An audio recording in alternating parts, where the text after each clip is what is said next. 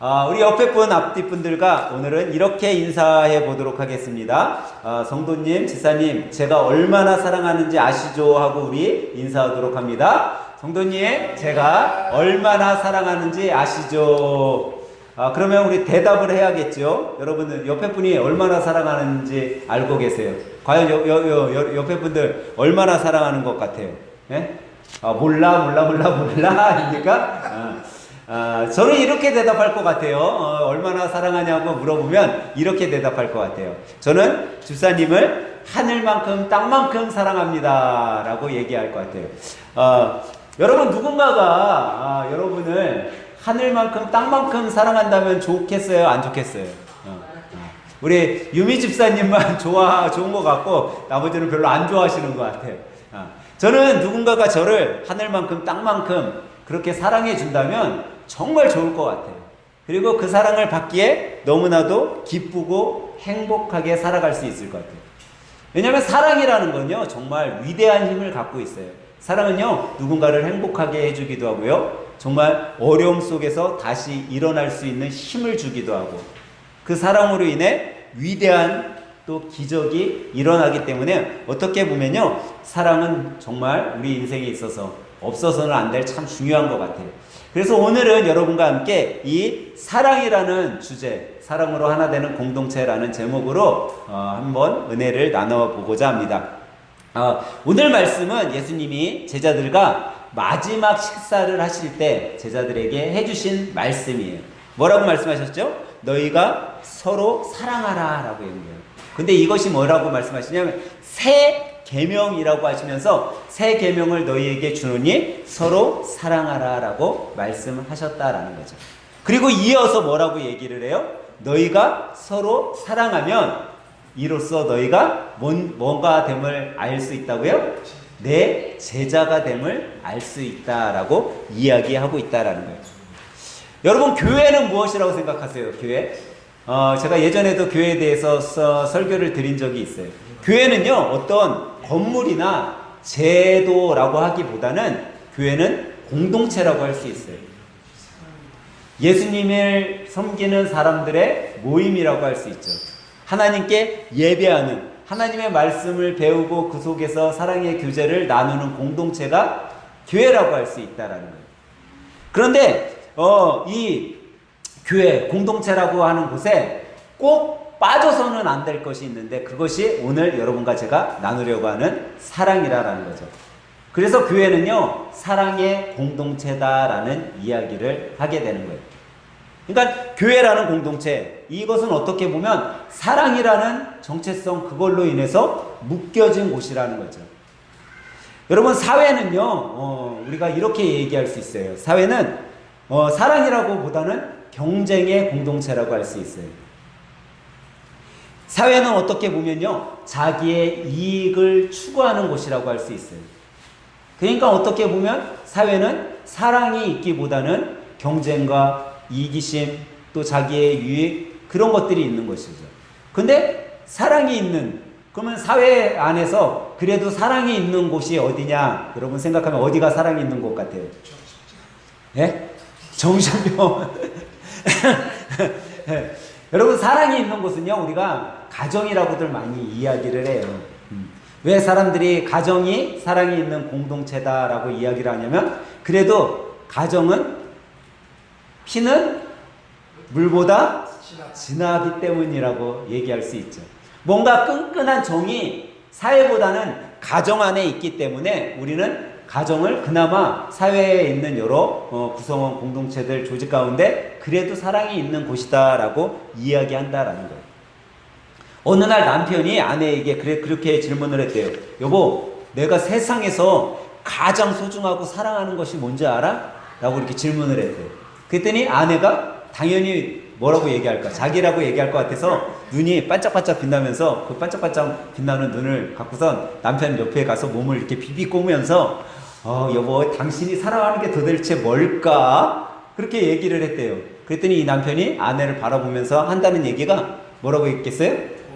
돈이라고 얘기했어요. 그게 아니라 아직도 답을 찾지 못해 내가 지금 찾고 있는 중이야 여보. 혹시 당신이 이 답을 찾게 되면 나한테 좀 이야기해줘.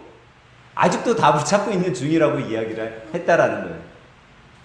여러분, 우리가 가정을 사랑의 공동체라고 말하고 있지만 정말 사랑하는 것이, 내가 무엇을 사랑하는지조차 알지 못하고 있다면 그 공동체는 사랑의 공동체라고 이야기하기 힘들다라는 거예요.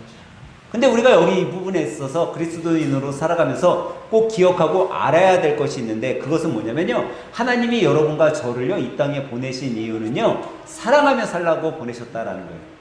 다시 말하면 여러분과 저는요 사랑의 전도자로 하나님께서 이 땅에 보내셨고 우리를 택하여 주셨다라는 거죠. 근데 내가 사랑의 전도자이면서, 내가 사랑의 전도사로 살아가면서 사랑에 대해 알지 못한다면 어떻게 사랑을 할 수 있겠냐라는 거예요. 그렇기 때문에 여러분과 저는요 사랑을 왜 하며 살아야 될지를 분명히 알고 있어야 된다라는 거예요. 과연 내가 이 땅에 살아가면서 사랑을 왜 해야 되는가? 여러분은 왜 사랑을 하면서 살아야 된다라고 생각되세요? 이 땅에서 내가 왜 사랑을 하면서 살아야 될까? 우리가 사랑을 하면서 살아야 되는 이유는요, 여러분과 저는 그리스도인으로서 이 사랑이 하나님의 명령이기 때문에 우리는 사랑해야 된다라는 거예요. 여러분, 명령은 해야 되는 일이에요? 하지 말아야 되는 일이에요? 해야 되는 일이에요. 근데 참 신기하게도 우리가 이 명령 속에 들여다볼 것이 있어요. 사람들은요 명령하면 좋아해요, 싫어해요? 싫어해요. 명령과 강요는요 무엇보다도 더 하기 싫어져.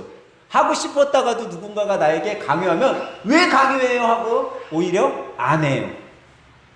그런데 참 신기하게도요 이 명령과 또 때로는 강요 같은데도 사람들이 잘 순종하고 행하는 경우가 있다라는 거예요. 여러분, 어떨 때 누군가가 나에게 명령을 하면 그것을 행할까요? 아마 사회생활한 분들은 이렇게 이야기할 거예요. 나보다 상관인 사람이, 아니면 나보다 위치가 높은 사람, 나보다 뭔가 나아 보이는 사람이 나에게, 또 가까이 있는 사람들 중에 연륜이 있는 분이 나에게 무엇인가 명령하고 시킨다면 그거는 순종하고 행하죠 라고 이야기할 수 있을 거예요. 그런데 이것보다도 별로 그렇지도 않는데도 내가 누군가가 명령을 할 때 그것에 순종하고 행하는 경우가 있더라는 거예요. 오히려 더 잘 행하는 것을 보게 될 때가 있다라는 거죠. 여러분, 어떨 때 누군가가 나에게 명령을 하면 그 명령을 여러분들 순종함으로 행할 것 같아요. 대부분의 사람들은요 자기에게 명령한 사람이 그 명령대로 삶을 살아가는 것을 보면요 행한다라는 거예요. 나에게 시킨 그 일대로 그 사람이 잘 지키면서 살아가는 걸 보니까 너무나도 잘하고 있는 모습을 내가 봤더니, 야, 저렇게 살아야 되는 거구나. 인생은 저렇게 살아갈 때 훌륭하고 저렇게 살아갈 때 모범이 되고 저렇게 살아가는 것이 맞구나라고 롤 모델로 여겨지니까 그것을 순종하면서 따르더라는 거예요. 예전에 신병3라는 드라마가 있었어요. 이 신병3라는 드라마가 무슨 이야기냐면요, 병영 생활을 다룬 드라마예요. 근데 이 드라마의 내용 중에 이런 이야기가 하나가 나와요. 중대장이 이제 사병들에게 휴가를 주기 위해서 총기 분해 조립 훈련을 시켜요. 그래서 이것을 너희들 30초 안에 끝내면은 내가 휴가를 보내주겠다고 이야기를 해요. 그러고선 초시계를 들고선 시작하고 하니까 30초 안에 총기 분해 결합해요, 못해요? 다 못하는 거야. 그러고서 이제 그 훈련이 끝나고 나서 다 불평불만이 토하러 하는 거예요. 야, 저 중대장 진짜 싸가지 없다. 이거를 누가 할 수 있냐? 말도 안 되는 걸 우리 시키면서 우리의 휴가를 뺏어가려고 하는구나. 막 이렇게 불만을 토로하고 있었어요. 근데 갑자기 내후반에 스피커에 방송이 나오는 거예요. 중대장이 총기 분해 결합 보여줄 테니까 보고 싶은 사람 와라. 그러니까 다들 씩씩거리면서, 그래 너가 얼마나 할 줄 아냐 한번 보자 하고 다 중대장이 있는 곳에 모였어요. 그리고 초시계가 시작과 동시에 중대장이 총기 조립을 해요. 어느 정도 빨리 해요? 20초 만에 10초를 남겨주고 20초 만에 총기 분해 결합을 다 하고 격발까지 해버린 거예요. 그랬더니 그 전까지 불만에 쌓여 있었던 이 사병들이 뭐라고 해요? 박수를 치면서 환호를 하는 거예요. 순간 바뀌었어요. 왜 바뀌었을까요? 본을 보였어요. 야, 저 사람 말로만 하는 게 아니었구나. 저 중대장 그냥 말로만 하는 중대장이 아니라 진짜 본을 보이는 사람이네. 그렇게 할 수 있는 사람이네. 우리들에게 명령한 것 본이 자신이 하는 사람이구나. 그러니까 이 사병들의 불만 불평은 싹 사라지고 오히려 존경하는 중대장, 내가 닮고 싶은 중대장으로 변화된 그런 드라마의 이야기가 나오더라고요. 여러분, 우리가 삶 가운데 이런 것들을 보게 되는 거예요. 누군가가 나에게 명령하기에 앞서 뭔가 누군가가 나에게 본을 보였고 그 사람이 그런 사랑을 실천하며 살았다라면 우리들에게 사랑을 강요할 때, 그것을 명령할 때 그것을 우리가 어떻게 받아들인다고요? 좋게 받아들이고 행하게 된다라는 거예요. 근데 여러분과 제가 왜 사랑을 해야 되냐? 하나님께서 우리들에게 명령하셨어요. 오늘 본문에 예수께서 명령하셨어요. 계명이라고 말씀하셨어요. 근데 그 예수님이 먼저 뭐를 하셨어요? 여러분과 저를 사랑하시는 본을 보여주셨다라는 거예요. 예수님은 사랑의 본을 보여주셨어요. 왜 예수님께서 사랑의 본을 보여주셨을까요? 예수님은 하나님이시잖아요. 하나님은 본인이 즉 사랑이라고 말씀하고 있다는 거예요. 본인이 사랑이라는 것은 사랑의 근본이 누구라는 거예요? 하나님이시라는 거죠. 그래서 요한일서 4장 8절은요, 뭐라고 하나님을 이야기하고 있냐면 하나님은 사랑이시니라라고 말씀하고 있어요. 사랑이 뭐라고요? 하나님이시라는 거예요. 하나님 자체가 사랑이라는 거예요. 그러니까 하나님이 행하시는 행동, 하나님이 행하시는 삶, 하나님이 말씀하시는 그 말씀 모두가 사랑이라는 거예요. 하나님의 생각까지도 사랑이다라고 이야기하고 있는 거죠. 그래서 하나님은 사랑의 근본이신 거예요. 근데 그 하나님께서 여러분과 저에게 사랑을 먼저 본을 보여주셨고 그것을 우리들에게 사랑하며 살라라고 명령하셨다라는 거예요. 여러분, 우리가 하나님을 믿잖아요. 이 하나님을 믿는 믿음, 이 믿음도요, 사랑이 없으면 우리가 믿을 수 없는 거예요. 하나님을 사랑하는 마음이 있어야 믿음이 생기는 거예요.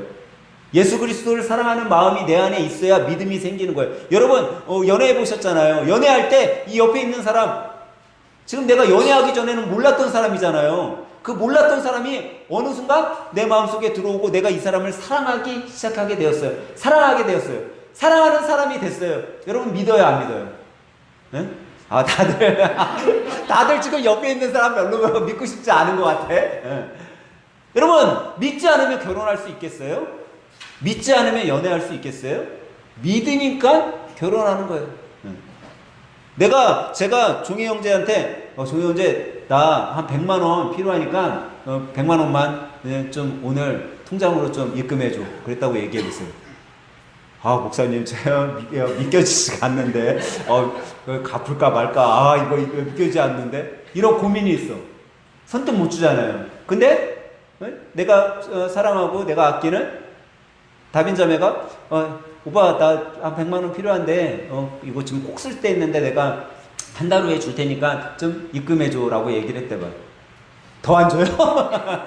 더 안 줘? 네. 여러분, 사랑하는 사람이, 내가 사랑하는 사람은요, 줘요, 그냥. 왜? 믿으니까. 믿겨지니까 그냥 아무런 토 없이 주는 거야. 혹시 여러분 한번 부부 생활할 때, 신혼 때는, 우리 남편이 내가 뭐 좀 달라고 하면 그냥, 용돈 그냥 팍팍 주던 사람이 어느 순간 내가 뭐 달라고 하면 코치코치 이거 어디에 쓸 거야 따지고 있잖아요? 사랑이 어떻게 된 거예요? 식어진 거야, 이거. 따지지도 않고 묻지도 않고 주면요, 아직 사랑이 안 식은 거예요. 아, 그 남편은 믿을만 한 거야. 나한테 뭐 따지지 않고 주니까. 근데 여러분, 사랑은요, 믿음이 있어야 되는 거예요. 그 믿음을 만들어줘요. 예수님을 우리가 믿는다고 한다는 건요, 예수님을 우리가 전적으로 사랑하고 있다라는 거죠. 근데 그 사랑 왜 우리가 해야 되냐고요? 하나님의 명령이 있기 때문에. 그 명령이기 때문에 우리는 지켜야 되는 거고, 그 명령을 우리는 왜 할 수 있어요? 하나님이 먼저 본을 보여주셨기 때문에 우리가 할 수 있다라는 거예요. 그러면 또 우리는 왜 사랑을 해야 될까요? 여러분과 저는 왜 사랑해야 될 것 같아요? 그것은요, 우리가 먼저 사랑을 받았기 때문이에요. 여러분, 사랑도요, 받은 사람이 할 수 있는 거예요. 사랑을 받지 못한 사람은 사랑을 잘 하지 못해요. 그래도 제가 좀 잘하는 것 하나 있다라면요. 저는 그래도, 목사님들 중에, 그냥 대부분의 목사님들 중에 좀 나는 베푸는 걸 좀 잘하는 것 같아요. 다른 사람들에 비해서는. 여러분, 목사님들의 단점이 뭔지 아세요? 그 목사님 가정에 태어난 사람들, 또, 뭐, PK라고 얘기하는 이 친구들이 잘 못하는 게 하나 있어요. 왜냐면 어려서부터 뭐만 하고 자랐어요. 사랑을 받고만 자랐어요. 목사님의 자녀라서 사랑받고 자라고요. 나중에 목사가 돼서도 성도들이 섬기는 사랑만 받고 살아갔어요. 그러니까 받고만 살아갔어요. 그래서 내가 어른이 됐어. 근데 계속 사람들이 나에게 사랑을 줘요. 그럼 이게 당연한 거다라고 생각을 해. 그러니까 목사님들이요, 사랑을 별로 잘 안 베풀어. 말로는 베풀어요. 근데 잘 안 베풀어. 근데 제가 사고가 어느 순간 제가 딱 바뀌게 되었어요. 그러고 나니까 내가 받았던, 어렸을 때 받았던 사랑, 내가 목사로서의 받았던 사랑을요, 이제 베풀기 시작하는 물꼬리 터지니까요, 이 베푸는 게 너무 쉬워지더라고요. 아, 내가 어렸을 때 이렇게 사랑받았었지. 아, 우리 학생들을 내가 이렇게 사랑해주면 걔들도 좋아하겠다. 경험을 했더니 이게 가능해지기 시작하는 거예요. 근데 그 물꼬를 터기가 너무 힘들더라는 거예요. 근데 내가 받은 것들이 있을 때 사랑하게 되는 거예요. 여러분, 뭐 요즘 시대에 아이들이 강박하다고 그러잖아요. 그만큼 아이들이요, 사랑을 못 받고 자란 거예요. 자기 이기주의적인 것. 왜 그렇게 살아갈까요? 이기적인 사랑만 받아왔었던 거예요. 이웃들이 예전에 우리가 어렸을 때는 이웃집 아줌마가 지나가고 있는데 눈깔 사탕도 주고 빵도 주고, 그리고 또 바깥에 나가면은 아이고 너 참 귀엽다, 용돈도 뭐 500원도 주고 100원도 주고, 그런 삶이 많았었는데 지금은요 거의 없어. 줘도 안 받아. 진짜 그런 시대가 됐어요. 사랑을 받지 못하고 자라가니까 얘네들이요, 사랑 주는 것도 할 줄 몰라요. 근데 여러분과 저는요, 왜 사랑할 수 있어요? 우리는 받았어요. 무슨 사랑을? 예수님의 사랑을. 그 사랑을 받았기에 우리가 줄 수 있어요.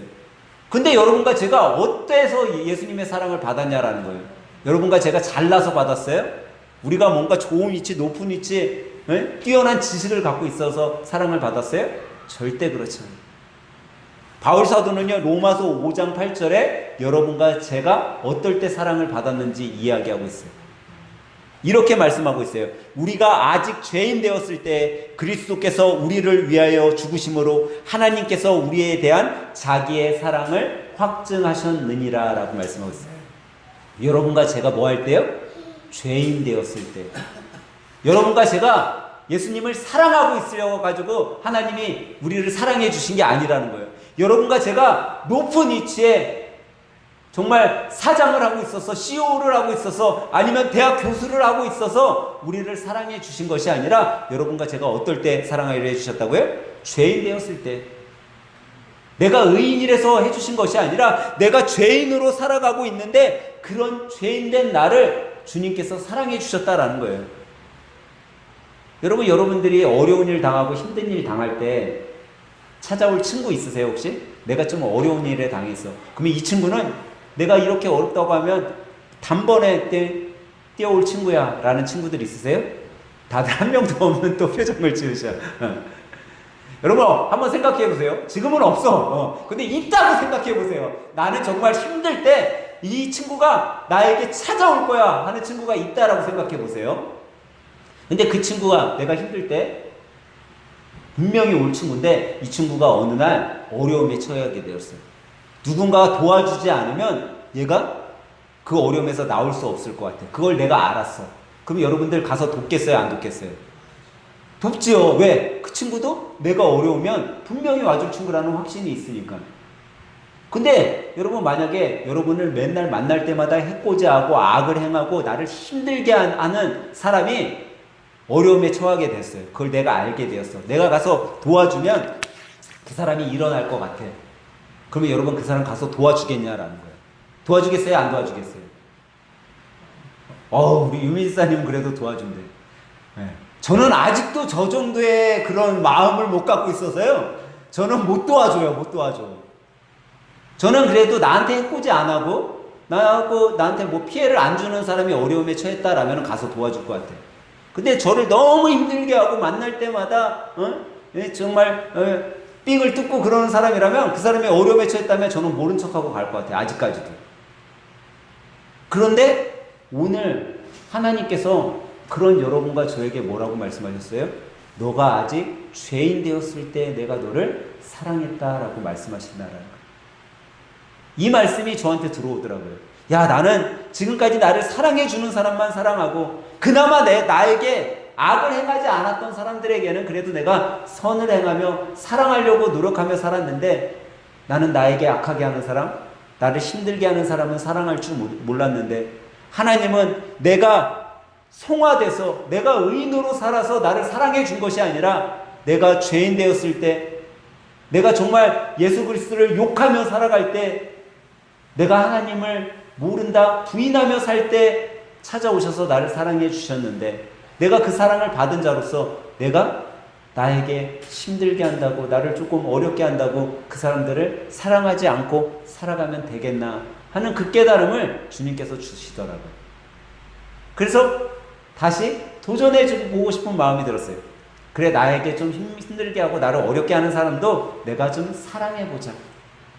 그것이 내가 왜 그렇게 어떻게 해서 그렇게 사랑할 수 있냐? 내가 주님의 그 사랑을 받았으니까 내가 해보자 하는 생각이 들더라고요. 여러분, 우리는 어떻게 왜 사랑해야 할 수 있냐면 그 사랑을 받은 자들이기 때문에 사랑하는 거예요. 내가 먼저 받았기 때문에. 그러면 여러분 또 우리는 왜 사랑해야 될까요? 그것은요, 사랑이 없으면 모든 것이 헛되기 때문이에요. 모든 것이 헛돼요. 사랑이 없는 곳에는 헛된 거예요. 그래서 고린도전서 13장이라고 하는 이 사랑장에 보면요, 사랑이 없으면 아무것도 없는 것이다 라고 이야기하고 있는 거예요. 여러분, 아마도 여러분들이 주일이면 교회에 와서 많은 봉사들을 하실 거예요. 어떤 분은 교회 청소로, 또 반주로, 교사로, 기도로, 또 예배 준비로, 뭐 식당 봉사로 여러분들이 많은 봉사를 할 거예요. 근데 이 봉사원신이 그냥 정으로 내가 정으로 진짜 교회 신앙생활을 하니까 정으로라도 내가 봉사해야지. 아니면 이건 내가 할 일이니까 내가 교회 다닐 때 이건 그래도 내가 해야 될 일이니까 마지 못해서 여러분 이런 봉사를 하고 있다면요, 여러분 봉사하지 말아야 돼요. 여러분이 아무리 내가 정으로 마지 못해서 내가 할 일이라서 하고 있잖아요. 그거는 하나님이 기뻐하시지 않아요. 그리고 여러분들이 하면서도 기쁨이 없기 때문에요. 여러분, 우리가 헌신하고 봉사하는 것에는요, 사랑이 들어가야 돼요. 사랑이 들어가면요, 조금 몸이 피곤해도요, 기쁘게 행할 수 있어요. 내가 하는 일에 사랑이 있으면요, 조금 어렵고 시간에 쫓겨도 하게 돼요. 근데 사랑이 빠져버리잖아요. 별로 어려운 일이 아닌데도 짜증이 나요. 사랑이 없으면요, 시간이 모자라면 안 하게 돼요. 그래서 사랑이 들어가야 되는 거예요. 저는 제 삶 가운데 언제부턴가 조금씩 그런 게 변하기 시작했어요. 어차피 내가 하는 일이라면, 이거는 내가 어차피 해야 되는 거라면 기쁘게 하자, 좀 즐겁게 하자, 사랑의 마음을 갖고 좀 하자라고 바꾸니까요, 정말 조금 짜증나는 일을요, 내가 웃으면서 했더니 즐겁게 바뀌더라고요. 저거 하면은 정말 힘들고 어려울 것 같은데 라고 생각 들었던 일들이 내가 노래 부르며 찬양하며 웃으면서 했더니요, 오히려 감사한 일로 바뀌는 것을 보게 되었어요. 여러분은 우리가 왜 사랑을 해야 되냐면요, 그 사랑이 모든 것을 변화시켜 줄 수 있기 때문에. 사랑에는 이 위대한 힘이 있는 거예요. 그래서 여러분들이 어떤 일을 할 때요, 사랑 안에서 행해야 되는 거예요. 사랑 안에서 하면요, 짜증나고 어려웠던 곳에 웃음이 피어나게 하고요, 힘든 일을 힘들지 않게 할 수도 있어요. 종종 제가 현장에서 일하는 분들을 보잖아요. 어떤 회사가 들어오면요, 그 회사 전 직원들이 웃으면서 일하는 그런 회사를 봐요. 어떤 회사는요, 들어오면요, 들어온 날서부터 짜증만 하다가 나가는 회사가 있어요. 근데 그 중에 큰 거를 제가 하나 발견했는데, 웃으면서 하는 회사들 있잖아요. 거기에 보면요, 그 웃음을 자게 만드는 사람이 있더라는 거예요. 사람들이 행복하게 웃으면서 일할 수 있게 끌어가는 리더가 있더라는 거죠. 근데 짜증나고 맨날 화만 내고 엉성만 눕고 그런 회사 사람들 보면요, 짜증나게끔 만드는 또 짜증의 리더가 있더라고요. 여러분, 우리는요, 우리의 삶 가운데 사랑을 갖고 일하는 여러분들이 되어야 된다는 거예요. 그러면요, 그곳에는요, 기쁨이 있고 즐거움이 있는 거예요. 하나님께서는요, 여러분과 저를요, 하나님의 자녀로 삼아주셨어요. 그리고 우리가 사랑하며 살아가라고 말씀하셔요. 그런데 우리가 행하는 일에 사랑이 빠지면 되겠냐라는 거예요. 우리가 행하는 일들에 우리가 사랑이 꼭 있어야 돼요. 그러면 여러분과 저는요, 어떻게 사랑해야 될까요? 여러분, 어떻게 사랑해야 될까요? 목사님, 사랑해요. 수지 같지 않으세요? 수지 모르세요? 수지가 그 공유에서 나온 그 도깨비 아내가 누구죠? 김고은이 그 도깨비한테 사랑해요 이렇게 표시하잖아요. 그걸 내가 지금 따라한 건데, 패러디한 건데 물론에 여러분, 우리는 왜 사랑을 해야 될까? 사랑은요, 여러분과 저의 삶 가운데 하나님이 담아주신 거잖아요.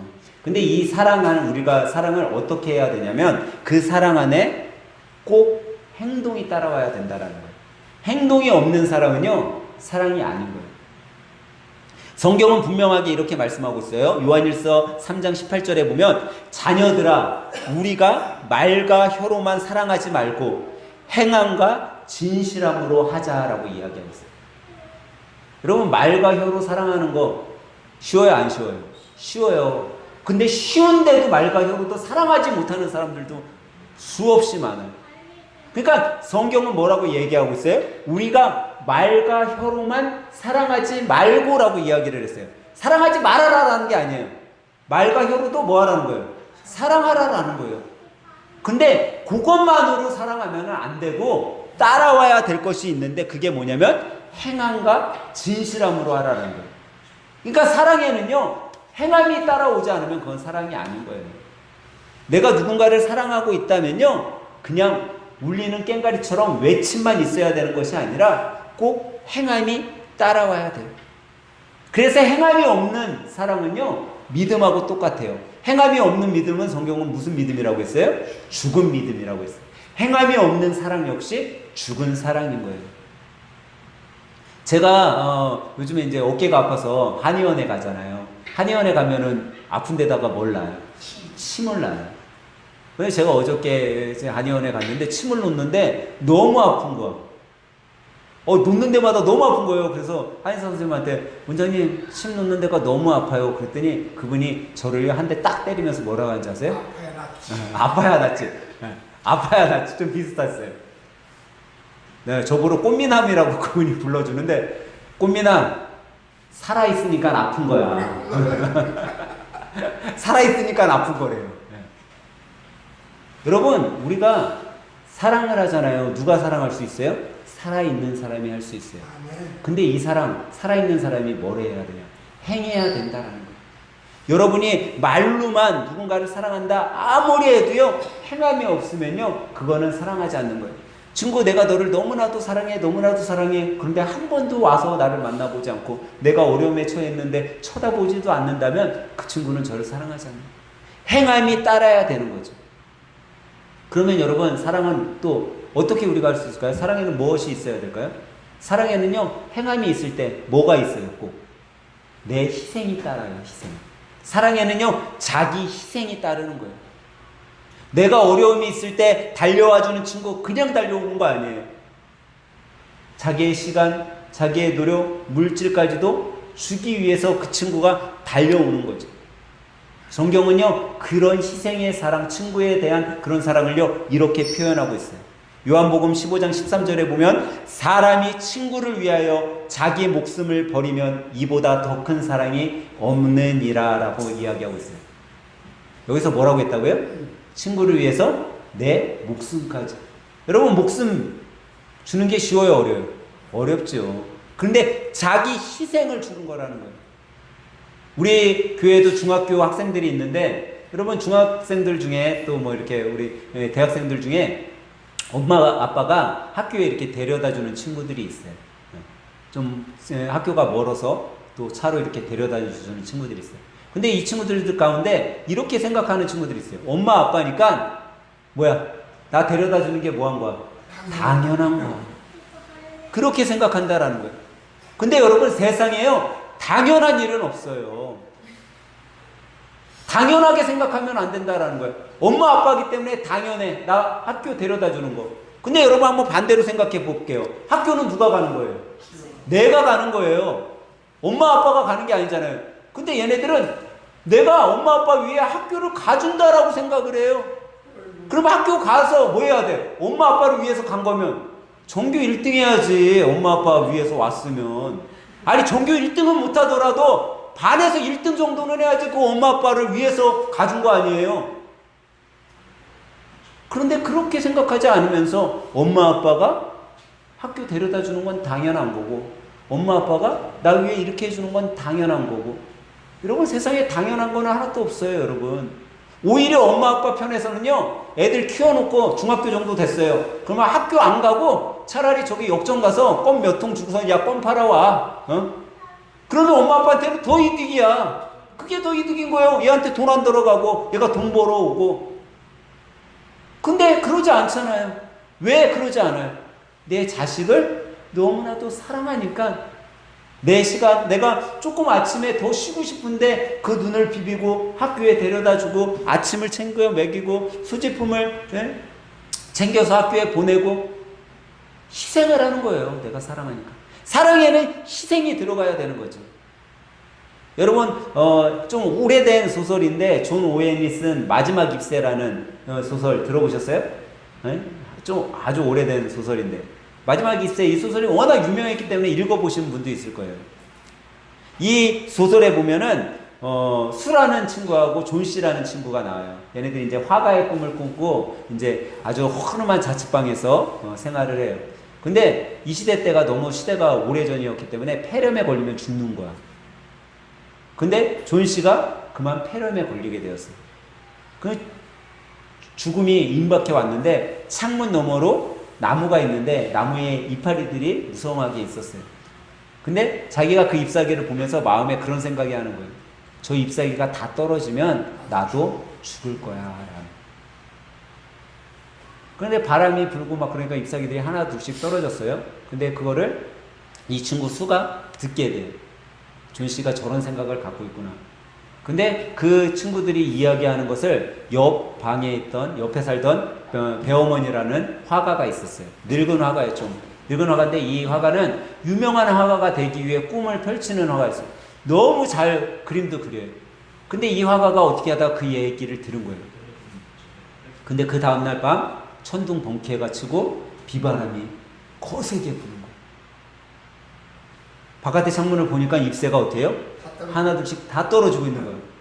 이 배어머니 그 빛 속에 나가서 담장에다가 뭐를 그려요? 잎사귀 하나를 그렸어요.